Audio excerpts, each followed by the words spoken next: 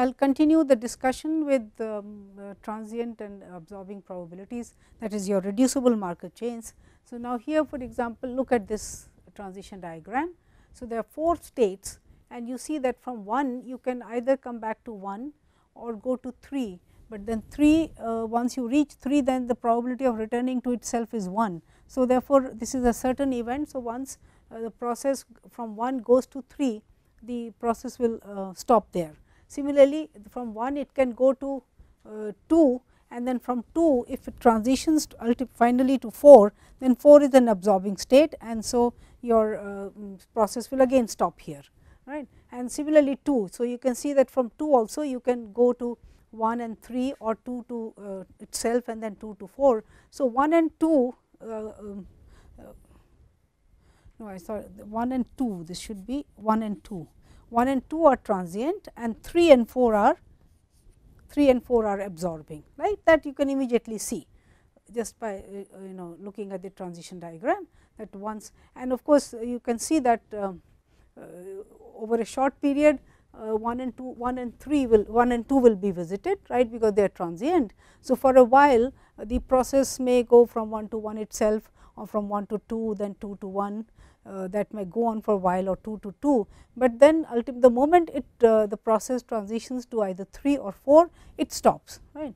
So, therefore, for over a short period of time 1 and 2 will be visited, but ultimately the process will either enter state 3 or 4 and then stay there. So, the process will end. Okay. And so, now using this I want to talk about absorbing probabilities. So, for example, the questions that arise. So, I have just first written the first question, even though this is plural, we will talk about the other question after this. So, which absorbing state will be entered? Of course, here again we will only talk in terms of probabilities, which absorbing state or what is the probability. Now, just to point out the difference between the absorbing probabilities and the steady state probabilities, you see. Now, just look at this example. So, okay, what I am saying is that we will answer this question by computing absorbing probabilities. And so, before I start talking about the method for computing the absorbing probabilities, let me just give you a feeling what we are talking about. See here, if you are in state 1, then the probability of transitioning to 3 seems higher than transitioning to 4, because well, okay, you might say that the one, of course, if it happens in one step, then this probability is half, or then it can happen that you can go to itself and then transition. So, that will be also, then that will be so this will be half plus half into 1 by 4. So, let us just compute this in 2 steps, and then if you so transitioning, if you start in 1, then transitioning to 3, let us say in 2 steps. So, half plus half into 1 by 4, but if you are in 2, so computing the transitioning, if you transition from 2 to 3, we cannot do it in 1 step. So, the 2 step transition probability will be, so the path will be from 2 to 1, and then 1 to 3, and so this would be 2 to 1 is 1 by 3 and 1 to 3 is half. So, 1 by 3 into half will be 1 by 6. So, this is the probability, 2 step transition probability of going from 2 to 3. Fine. I mean again the example that I am trying to take is, so half plus half into 1 by 4 will be how much? This will be 1 by 2 plus 1 by 8, which comes out to be 5 by 8, right. You are connected to 3 from 1 directly. So, this is what we will try to bring out through the computation of the absorbing probabilities, that it looks like that transitioning from 1 to 3, the probability would be higher if you are in state 1, and if you are in state 2, then the probability should come out to be lower than that. So, in other words, what we are trying to make a case for is that the absorbing probabilities are not independent of the starting probabilities, that means the starting state, whereas steady state probabilities we saw So, unlike steady state probabilities for an ergodic process, the absorbing probabilities depend on the starting state. See, steady states were independent of where the system started, okay. And therefore, we could compute simply pi equal to pi p, and it did not matter where the system was, because remember all the rows of the matrix became identical, right. But in the absorbing probabilities, it will depend on where you are starting, and this is what we want to make sure. Like, okay, this will now we will ultimately, when we compute the probabilities, we will show that the absorbing probability when you are in state 1 to 3 is higher than when you are in state 2, and similarly for 4 it will be higher when you are in 2 than when you are in 1. So, we will show, because here we will have to then let us say I take 3 steps, 4 steps, 4 transitions, then I can show you that the numbers here when you in state 1 transitioning to 3 will be will have a higher value than transitioning from 2 to 3. So, let us see, it will come out. So, let me make these definitions. Aij is the probability of reaching the absorbing state j from state I, where I is a transient state. Okay. We want to compute this. Now, of course, one way is that you can use the first passage probabilities. So, Fij, so that means for the first time you transition from I to j in n steps, and then you sum this up from n 1 to infinity. Now, this is not computationally efficient,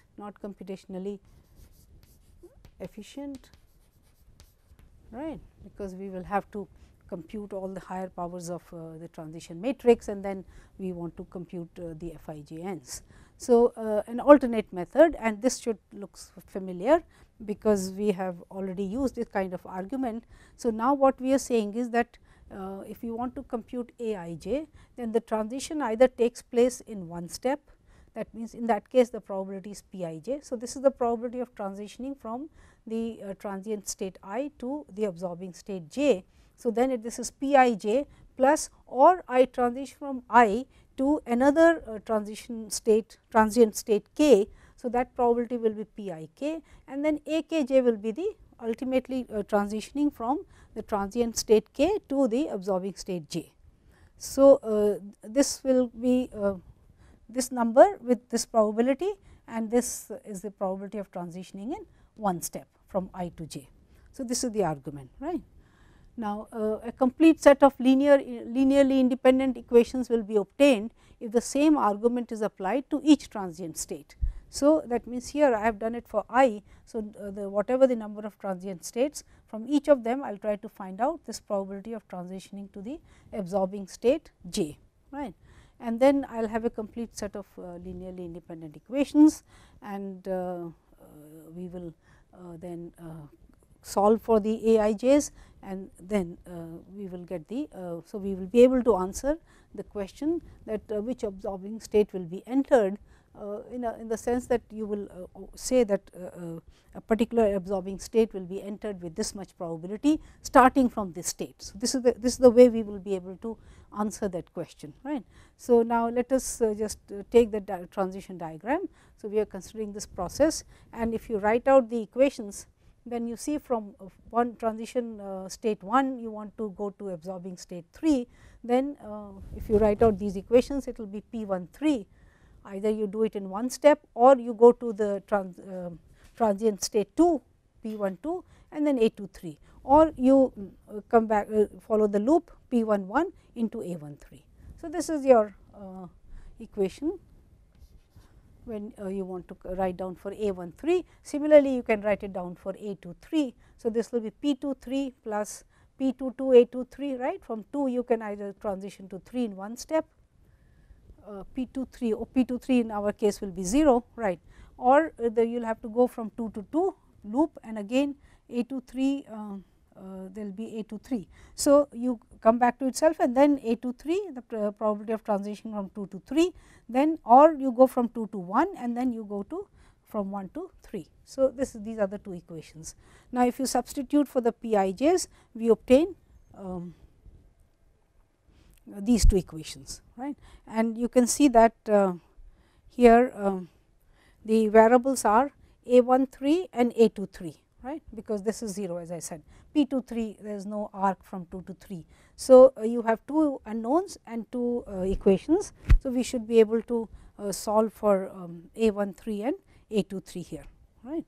Okay. So, see if you look at these equations from here, if you bring a13 here, it will be 3 by 4 a13 equal to half plus 1 by 4 a23, and here because this is 0. So, you bring a23 here. So, this will be 2 by 3 a23 which is equal to 1 by 3 a13. So, that immediately gives you 2 by 3 a23 equal to 1 by 3 a13 gives you a23 is half a13.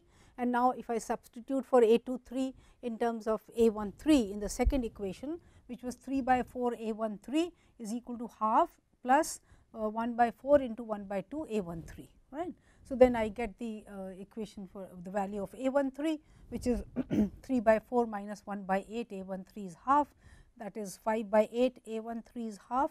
So, therefore, I get the value of a13 as 4 by 5. So, once my a13 is known as 4 by 5, I can compute a23. So, even from here only one could have concluded what I was trying to show you, but of course, it would have needed at least 2 to 3 computations of 3 or 4 paths to get you to this, that a23 would be half less than a13. The probability of reaching the absorbing state 3 from 2 is smaller than the probability of reaching 3 from 1. And maybe you can say that the intuitive feeling looking at the diagram, because you have a direct connection here and here you will need at least 2 transitions to come here. So, therefore, this was the feeling which you can now sort of validate by doing these computations. So, therefore, a23 comes out to be 2 by 5 which is less than 4 by 5, and therefore, it is less than a13. Now, certainly a13 plus a23 will not be equal to 1, because we are not sure whether we will be So, a13 plus a23, yes, because we do not know whether we will from 1 we will definitely reach the absorbing state 3, you may also reach the absorbing state 4. So, therefore, these two probabilities will not add up to 1, not necessarily. Okay.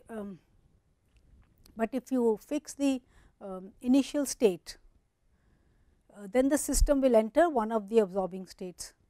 If you fix the initial state, that means, if I simply say that my system is in state 1, then of course, a13 plus a14 will have to be 1, or if my system is known to be in state 2, then I must transition to either 3 or 4 ultimately. So, therefore, a23 plus a24 will have to be 1, right. So, if you know this, then I can immediately compute, because I have already computed a13 and a23. So, then a14 will be 1 by 5 and a24 will be 3 by 5, right. And so, here again the same thing gets validated, that your a14 is less than a24. So, the probability of transitioning from 2 to 4 is higher than transitioning to 4 from 1. Let me just make this 1. Okay. This is the whole idea, right. Now, a14 and a24 I could have also obtained just as I wrote down the equations for a13 and a23. So, the same way I would write down the equations for a14 and a24 and I would compute them, right. Okay. So, this is what now this is the method for computing the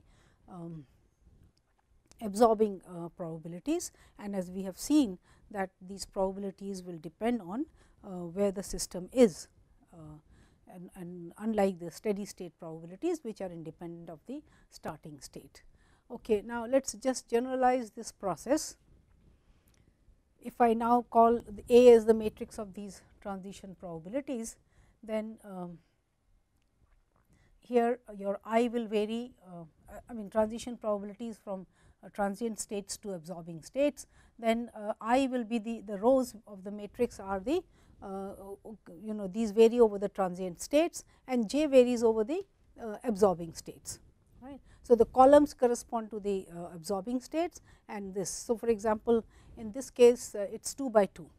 So, in this case your matrix will be 2 by 2, and you can see that if I wrote down the equations for A14 and A24 also, then I will have a matrix here corresponding to all these absorbing probabilities that I want to compute.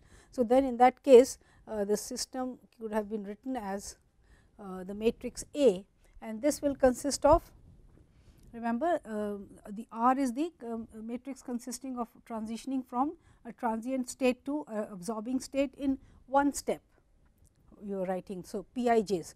So, these were, so therefore, R is a submatrix of your transition matrix P, which has the same dimension as A, and the rows of course correspond to the transient states and the columns correspond to J, because you are transitioning from transient state to absorbing state in one step. So, therefore, R is exactly the submatrix of P of the same dimensions as A, right. Then we wrote down QA. So, remember this was the this will consist of the transition probabilities from a transient state to another transient state, because we were writing. So, either from I to j you did in one step, then those probabilities are here, or you went from I to k, another transient state, and then from k you went to j finally. Okay. So, I to k, this is transitioning from a transient state I to a transient state j k.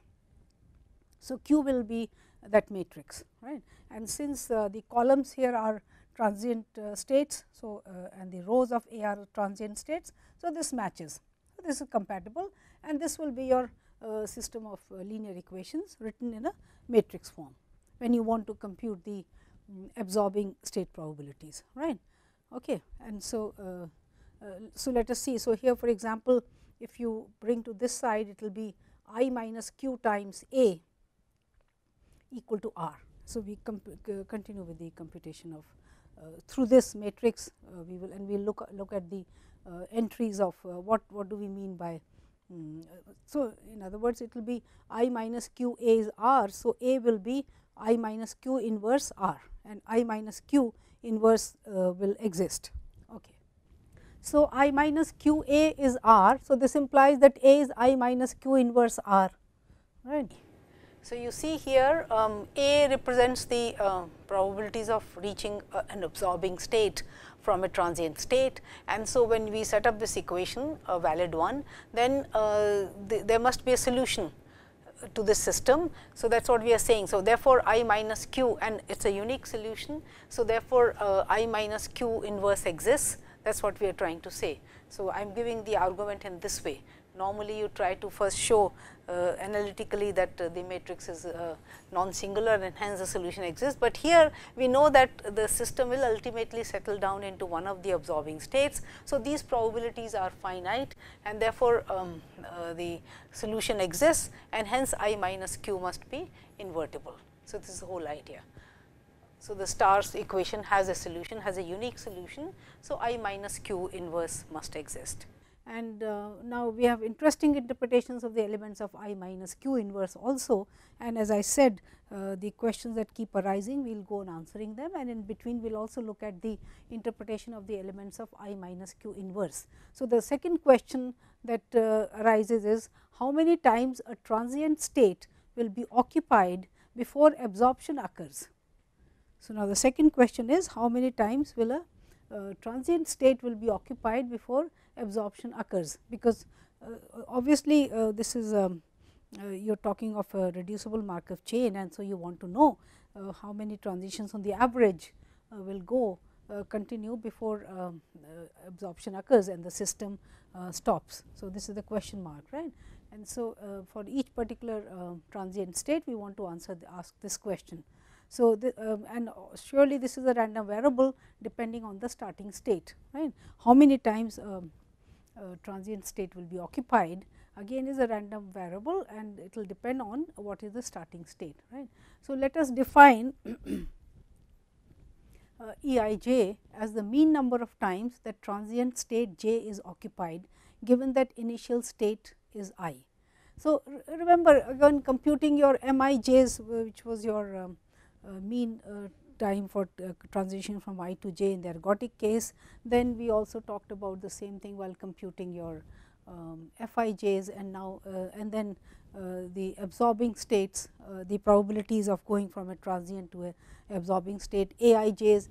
We were using the same argument which we will use here again to compute, to write down the equations relating these various Eij's, which are mean number of times that a transient state j is occupied, given that the initial state is I. So, here this is of course transient state, I is a transient state again. So, I to j. So, when I is not equal to j, then of course, you will go to I to k and then k to j. So, this will be the mean number of transitions that you need for transition from k to j, and this is the probability of transitioning in one step to I to k when I is not j, and this summation will be over all transient k's, right. So, this is one set of equations. The other would be if I is equal to j, then you are computing Eii. So, it will be one step you can go from I to I, you transition from in one transition to from I to I. So, therefore, number of transitions is 1, plus you again transition from I to k, where k is transient, and then from k to j. So, the mean number of times. So, the same argument continues, and so in matrix form these equations, because now we have these relations for all I to j, and this is from I to I. So, the same dimension as q. So, the relationship is that E is equal to I plus q E, and so here now your E is actually nothing but I minus q inverse, and this is what I wanted to say, that you can relate the elements of I minus q inverse and give them a meaning. And let us just look at the entries of I minus q inverse for the example that we were discussing, just with 4 states where 2 were transient and 2 were absorbing. So, so in that case your R was half and 0 and 0 1 by 3. This was going from 1 to 1, and this was going from 3 to 3, sorry 2 to 2. 1 and 2 were transient and 3 and 4 were absorbing, right. And then Q was the matrix of transitioning from transient state to a absorbing state. So, the diagram you can just refer back to the diagram, and so this will be 1 by 4 and 1 by 4. That means, from one transient state you could go to 3 in the probability is 1 by 4, or you could go to sorry, I will just repeat this. Q is basically from transient. So, this is 1 and 2, and this is 1 and 2, I am sorry. So, 3 and 4, maybe I will just again just draw the figure. So, this was 3 and this is 4, yeah. And so, you had this, you had a loop here, then you could come here and you could go there. This was your diagram, sorry. So, I should have been careful. Yeah. So, Q is just the matrix consisting of where the rows and the columns both correspond to transient states, right. And so, in this case this loop had probability 1 by 4, and then you could go from 1 to 2 also with probability 1 by 4, and from 2 you could go to itself with 1 by 3, and this was also, and then you could go from 2 to 1 probability 1 by 3, right. Okay. So, you can just verify these numbers. Okay. Now, so I minus q will be this matrix, and therefore, I minus q inverse will be 8 by 5, 3 by 5, 4 by 5 and 1 by 5. We can okay. And then we also computed, we made these computations. So, your matrix A, which is I minus q inverse times R, is this matrix, and this agrees with our calculations that we had done, right, 4 by 5 and 2 by 5. So, we said that this is higher than this, and that this is higher than this, and these computations were all there. Okay. So, that is there, but now let us look at the elements of I minus q inverse. So, look at E21 for example, because this is our matrix E. So, E21 is this, okay, 4 by 5. Now, this is the mean number of times that state 1 will be occupied before absorption occurs, given that the initial state of the system was 2. Okay. So, starting from 2, you want to find out the probability that you would be going on finally going to an absorbing state, and but in the meantime the mean number of times that state 1 will be visited before absorption occurs. So, that is 4 by 5. So, now it will be interesting, you can just take up any physical process that can be modeled as this reducible Markov chain, which has only transient states and absorbing states, and then you can try to give meaning to these numbers, right. And then if you add up now, for example, E1j, where this is mean number of total transitions before absorption occurs, given that the system was initially occupying state 1. So, now you want to compute these mean number of times total transitions before, because remember we computed 2 1 here, then I could have also computed E2 2, right, E2 1, or for example, here if your starting state is 1, then you go to 3 or to 4. So, this is so we said that E2 1 is 4 by 5, which is the mean number of times that state 1 will be occupied before absorption occurs, given that the initial state of the system was 2. So, starting from 2, then I will occupy 1 on the average 4 by 5 times before absorption occurs, right. And similarly, now if you add up EIJs, E1j over j, which is again transient. So, this will give you that means starting from state 1, then both the transient states will be occupied before absorption occurs. So, this will give you, so therefore, for example, when this is 1, then in this example it will be E11 plus E12. So, mean number of times state 1 is occupied or state 2 is occupied, both are transient. So, this total will give you the total transitions before mean number of total transitions before absorption occurs, given that the system was initially occupying state 1, right. Okay. So, starting from state 1, how many mean number of transitions can occur before absorption occurs, right. So, here this was a particular element which is 2 1, that means starting from 2, how many times will mean number of times 1 will be occupied before absorption occurs. Now, you are saying starting from 1, what is the total number of mean number of transactions or transitions which will occur before absorption occurs. So, it will be E11 plus E12, because either 1 can be occupied or 2 can be occupied before absorption occurs. So, that will be 11 by 5, and in the case when you are starting from 2, then 2 1 plus E22, that probability is 1. The mean number, again it is not probability, it is the mean number of total transitions. So, when starting from 2, it will be 1, okay, and this number is 11 by 5. So, starting from 2, that means it is faster, the absorption occurs faster, mean number on the average, that is what we are saying, right. So, see the question that we had answered was that when will starting from state 1, which is one of the transient states, how many transitions before absorption occurs. So, therefore, when we are looking at the elements of I minus q inverse, so this is E11 plus E12, because either absorption will occur from state 1 or absorption will occur from state 2, right. So, therefore, you add up the two elements of I minus q inverse, and this comes out to be 11 by 5.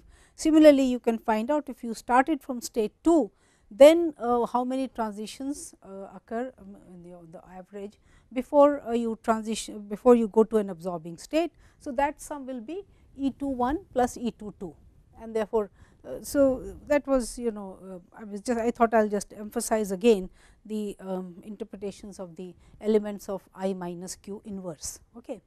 Now, a different question, this is, suppose you specify an absorbing state, okay, and then you want to know how many transitions will occur before the specified absorbing state is occupied.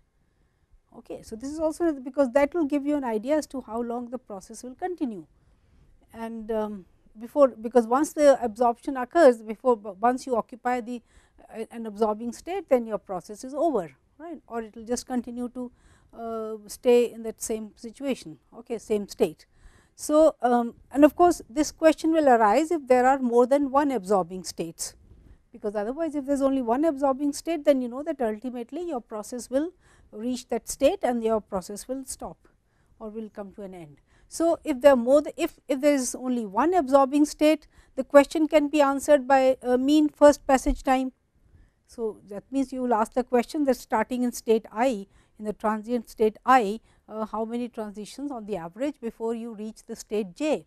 J may be any state. So, if there is only one absorbing state, you can find out your mean first passage time f I j, and that will be the answer to your question. But if there are more than one absorbing states, then final transition will occur to only one of them, but you do not know, it is not known to which one of them, and therefore, the mean first passage time can be infinity in this case, because you do not know to which absorbing state you will go. So, and once you reach one absorbing state, the other one will not be visited ever, and therefore, the first mean passage time will go to infinity. So, therefore, here when you have more than one absorbing state, then you need to compute make some computations to be able to answer this question, that how many transitions will occur before the specified absorbing state is occupied, right. So, what we will do is, in that case we will compute the conditional mean first passage time. That means, given that you are in a particular state, then we want to know. So, mean first, given that passage has occurred to an absorbing state, right. So, that is what you are saying here, you are specifying the absorbing state, and then you are so the mean conditional the conditional mean first passage time is what we need to compute. So, given that you are going to be occupying the absorbing state, let us say j, then you, so here you are defining this m I j as the conditional mean passage time, mean first passage time, it should be mean first passage time from I to j. So, let m I j denote this number, and this is different from the m I j, the mean number of transitions required for going from I to j when you are considering the ergodic process, when all states were recurrent. So, that m I j is different from this one. So, here we are saying this is the conditional mean first passage time from I to j. So, you are occupying state I, and you know that, and you want to transition to state j, which is an absorbing state. Okay. So, now here we will write the following equations. So, A I j, remember, was the matrix A that we had computed to compute the absorbing probabilities. So, then A I j is the probability of transitioning from I to j. I is a transient state, j is a absorbing state, then m I j, as we have said, conditional mean first passage time from I to j, right. So, you are occupying state j, then this can occur either in one step. So, 1 into A I j, right, and then here it will be you may not transition to j right away. So, you will transition to some k, and p I k into a k j. So, k will again be a absorbing state. So, you transition to p I k into a k j m k j. Okay, right. So, therefore, then the transition from k to j, absorbing probability from k to j, and then m k j. So, this will be trying to write down the equations for m I j, so that we have a system of equations, and we can solve for these conditional mean first passage times. So, is that okay? So, here this is I to k, that means you may transition from I to another absorbing state, but then in that case, okay, and then no, it has to be, sorry, k is not, k cannot be an absorbing state, right, because you see you can immediately see that the argument is not correct, because if you are from I to k, then you cannot transition from k to j, because once you are in absorbing state, then it is done. So, k is a transient state. So, you are transitioning from I to k. So, I is a transient state, k is a transient state, and then you are finding out the absorbing probability of going to j, and m k j will be the mean first passage time, right, conditional mean first passage time. That means, you want to go to j when you are in k. Okay. So, m k j into a k j into p I k. So, this you sum up where k is. So, I should not say that k is not equal to I, right. So, we are saying that because we are wanting to find the transition probability from I to j, where j is an absorbing state, and for the first time. So, first passage time you are computing mean first passage time. So, this will be that you transition from I to another transient state, then from that transient state your absorbing probability. So, a k j into m k j. So, the mean number of transitions that you will require for going from k to j m k j. So, this gives you an equation for relating the m I j's with the other mean first passage times to the absorbing state j. This is the right. So, if passage to state j is certain to occur, then of course, a k j will be 1, and in fact, all a I j's where j is fixed will be 1. So, in that case, you see these equations will transform to, because this will be 1, this is 1 and this is 1. So, then if you recall your equations for m I j's which you wrote down for the ergodic process, you will get the same equation mean first passage time, right. That means, now you are considering that there is only one absorbing state, and so the mean first passage time equations will be valid here. Okay. So, the whole idea is when you have more than one absorbing state, you want to look at the, you want to see the how to compute these mean conditional mean first passage times. So, let us say that you now in the example that we have been all along following, the fourth state example, in which 1 and 2 are transient and 3 and 4 are absorbing. So, you consider the state 4 state, which is okay, and you want to compute m to 4. That means, you are in 2 and you want to find out the mean first passage time of going to 4, to absorbing state 4. Okay. So, here if you look at this equation, let us just write it out. So, it will be a to 4 m to 4. So, now 2 cannot be equal to so when we will now make use of the conditional mean first passage time. So, I am defining m I j as conditional mean first passage time from I to j. Okay. And okay, I am defining the conditional mean first passage time. This may be a general definition, but in particular now I want to say that suppose j is an absorbing state, I want to talk about that only. Okay. So, in that case I can write this as a I j m I j, right, because the transition probability or the absorbing probability from I to j is a I j, and that into m I j the mean conditional mean first passage time. Then either this transition occurs in one step, or it will occur, that means you will go from I to k, where k. So, I need not write here, essentially I mean that k is a transient state, is a transient state.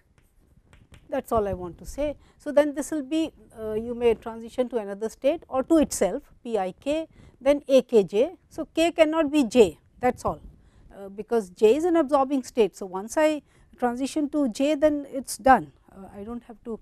So, it will be p I k, that means I transition to another transient state. From that transient state I go to the absorbing state j. So, the probability of that into the mean first passage time from k to j. Okay. So, k is a transient state. Okay. Now, if passage to state j is certain, then all these absorbing probabilities are 1, right, because no matter where you are, since you know that you are going to go to j. So, all these probabilities will be 1, and in that case these equations will reduce to your computing the mean first passage times from an ergodic process, which we have done already. So, same equations, I mean this will reduce to the equations for computing the mean first passage times for an ergodic process, right.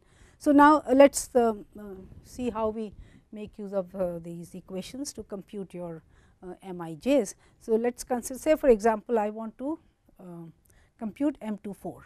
So, that means the question here that we asked, how many transitions will occur before the specified absorbing state is occupied.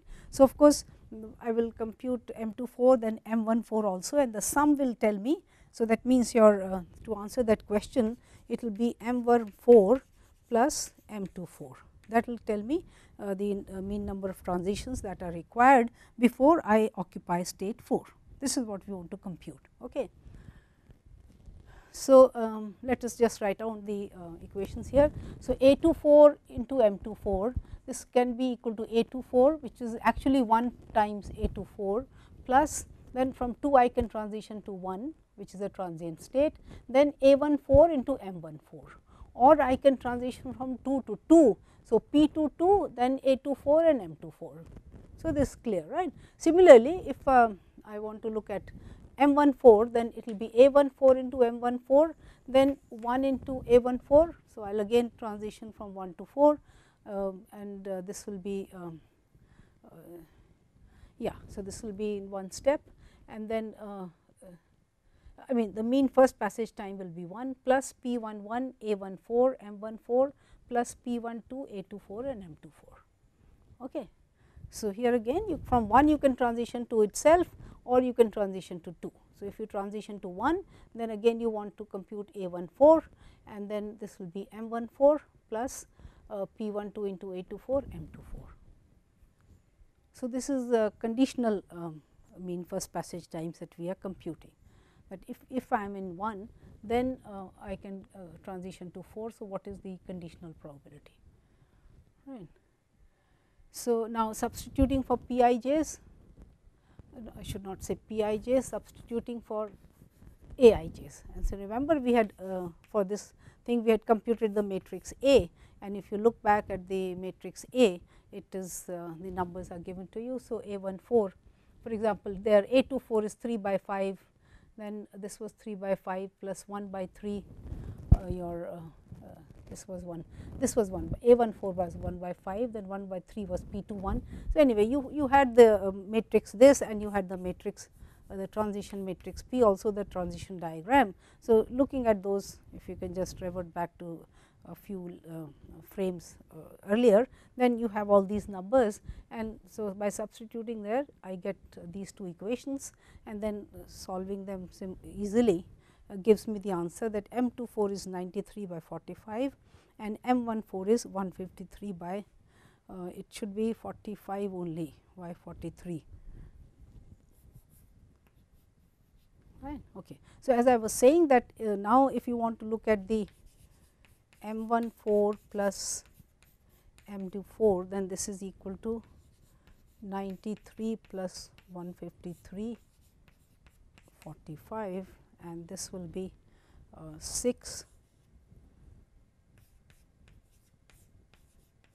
45. So, on the average the mean number of conditional, that means if transitioning to 4. So, the number of transitions that will be required, a mean number would be 246 by 45, provided you are transitioning to the absorbing state 4.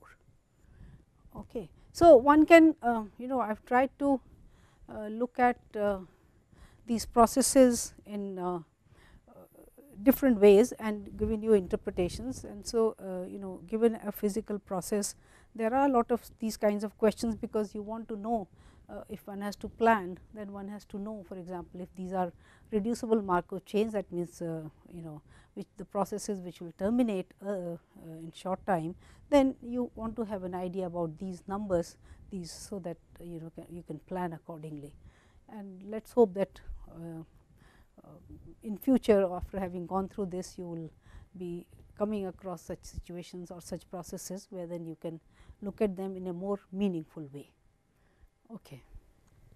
So, I will now discuss exercise.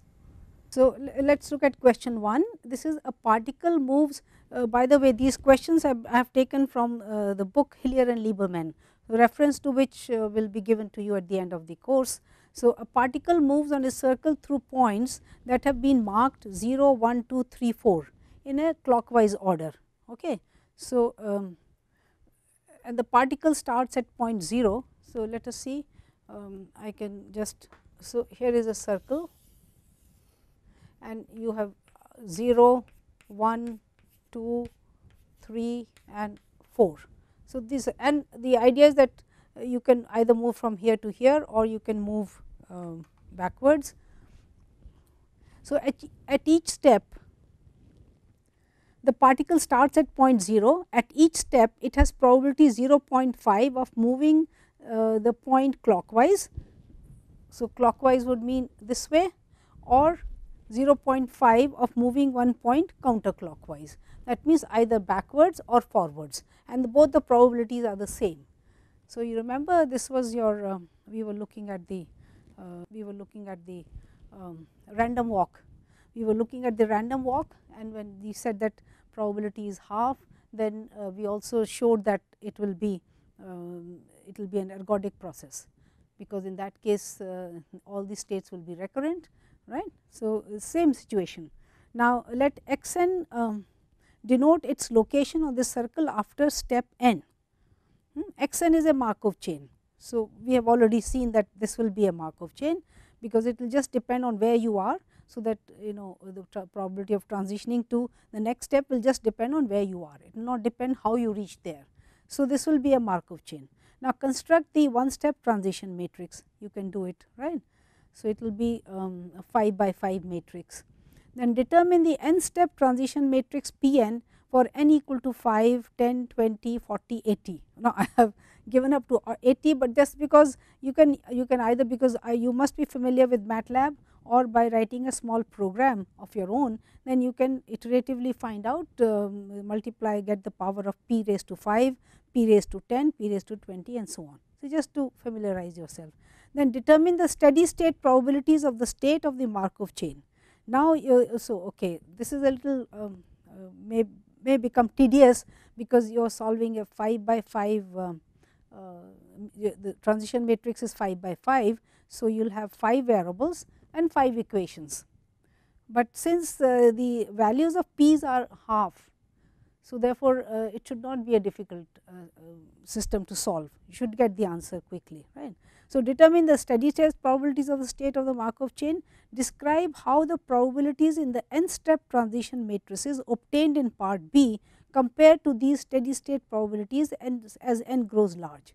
So, want to see that you should feel the, so once you find out the steady state probabilities, and you also have like p raised to 40 or 80, then you can see that in fact at p n equal to 80, that means when you have p 80, p raised to 80, then they should definitely be very, very close to your steady state probabilities, and in fact you can see the pattern even when you compute p 40. Okay. Now, question 2 is just to determine the period of each of the states in the Markov chain that has the So, here you have again a 5 by 5 matrix, and I am asking you to determine the period of each of the states in the Markov chain that has the following transition matrix. So, this will be all the states are periodic. Well, you find out. Okay. So, you have to then determine the period.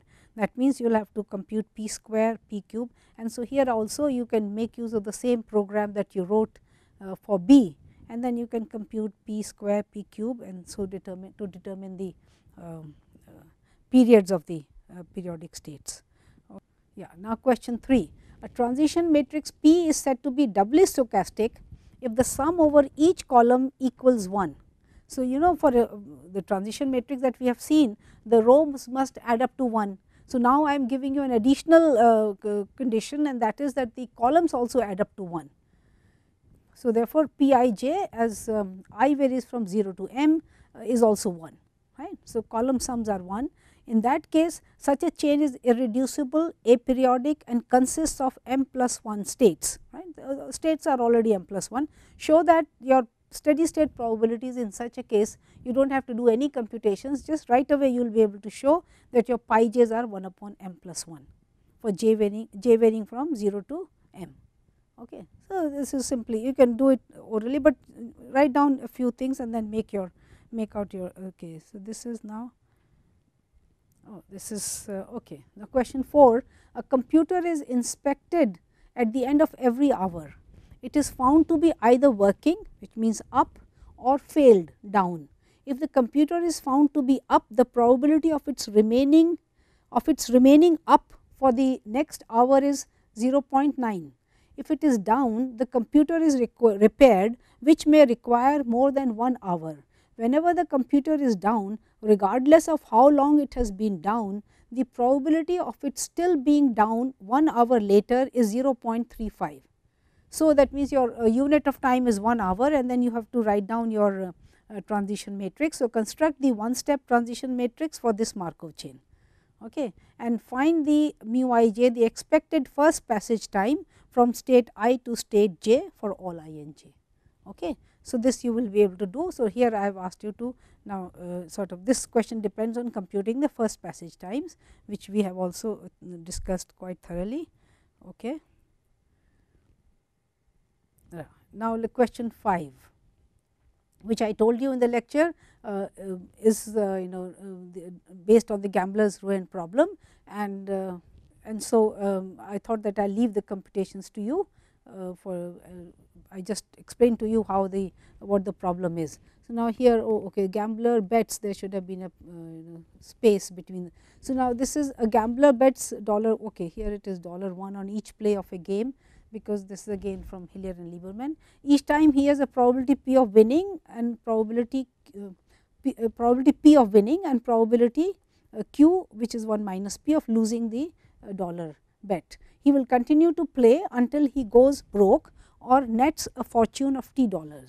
Now, let x n denote the number of dollars possessed by the gambler after the nth play of the game. Then you want to find out x n minus x n plus 1 will be x n plus 1 with probability p, right, because he has 1 more rupee if he wins, and that is with probability p. Otherwise, he will have x n minus 1 with probability q, which is 1 minus p.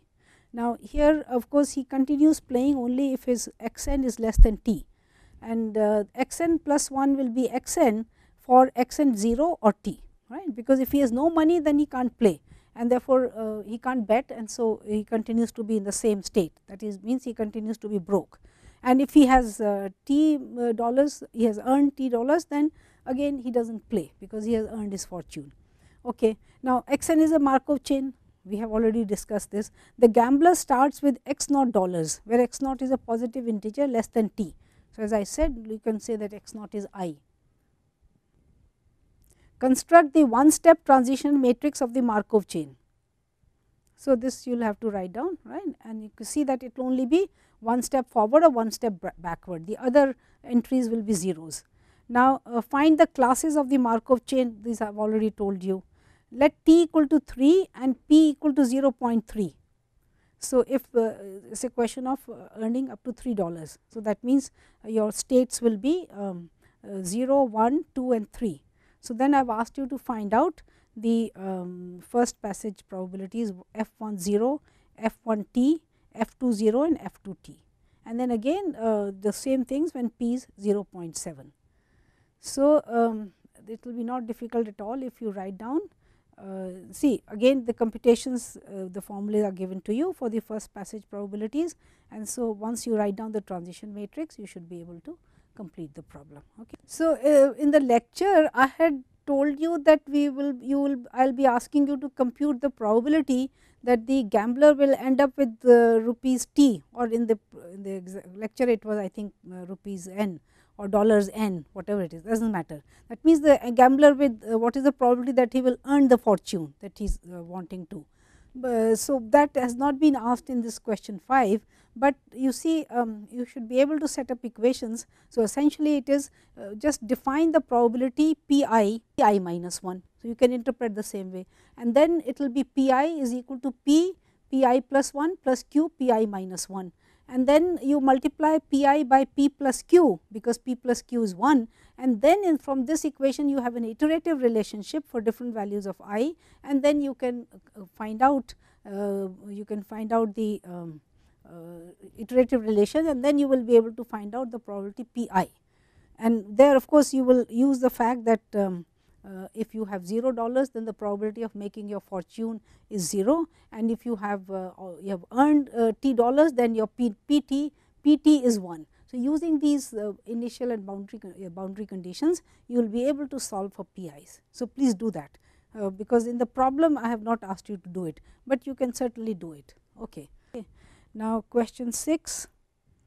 Question 6 is which is again a simple one. A leading brewery on the west coast labeled A has hired an OR analyst to analyze its market position.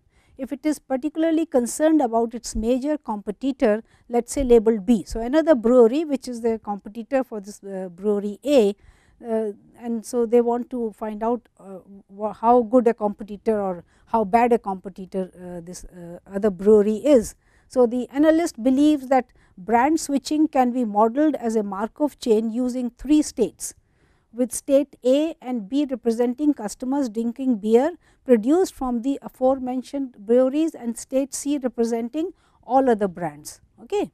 So, state A will represent, so that means A to A in this the transition matrix that was given below. So, say probability of A, that means somebody who is using the beer from brewery A will continue to do that, use the brewery A only is 0.7, but may switch to B with probability 0.2 or to other brands with probability 0.1. Similarly, you have you can explain the row B entries, right, and then C.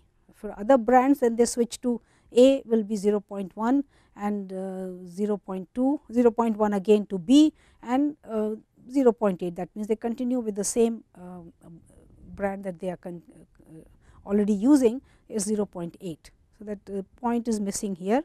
Anyway, just you can make the entry. So, 0.8, right. Now, what are the steady state market shares for the 2 major breweries? So, we want you to find out pi 1, pi 2 and pi 3. So, the answers that they are asking for is pi 1 and pi 2. So, what are the steady state market shares for the 2 major? That means, when the process has gone on for some time, you think that the choices have all stabilized, then you want to know the steady state market shares for the 2 major breweries.